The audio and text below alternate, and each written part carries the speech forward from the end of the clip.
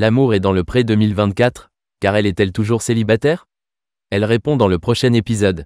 À l'heure de la fin de la 19e saison de L'amour est dans le pré, Karel est-elle toujours célibataire ou a-t-elle rencontré quelqu'un? La réponse dans la première partie du bilan, diffusée sur M6 le lundi 25 novembre, est déjà disponible sur M6+. Attention, spoiler, L'amour est dans le pré aura permis pendant près de 4 mois aux téléspectateurs de M6 de suivre la quête amoureuse de 12 agriculteurs. Une saison 19 moins riche en clash, prise de bec ou situations compliquées que la précédente, mais, si l'on en croit Karine Le Marchand, bien plus dotée en couple. Quels sont les candidats du programme qui repartent en couple au terme de cette aventure? Le bilan, dont la première partie sera diffusée le 25 novembre sur M6, donne les premières réponses.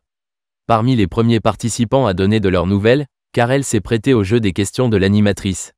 Attention, la suite de l'article contient des spoilers, la première partie du bilan est déjà disponible sur la plateforme M6+. Lui, il était insupportable, Karel fait le bilan de son aventure dans L'amour et dans le pré 19. Avec 14 courriers, Karel a fait venir Claude et Alexandre chez elle, après les avoir rencontrés au speed dating.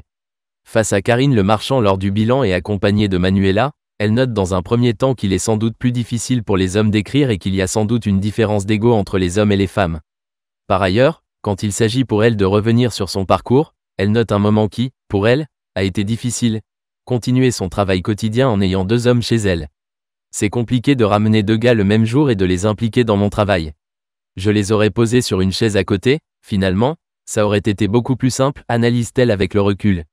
S'il manquait quelque chose à Claude pour qu'elle tombe totalement sous son charme, bien qu'il lui plaise, elle a des mots moins tendres pour Alexandre, au caractère diamétralement opposé à celui du premier prétendant. Lui, il était insupportable, dit-elle spontanément à Karine Le Marchand.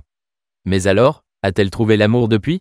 C'est une vraie thérapie cette émission, Karel explique ce que lui a apporté L'amour et dans le pré 2024.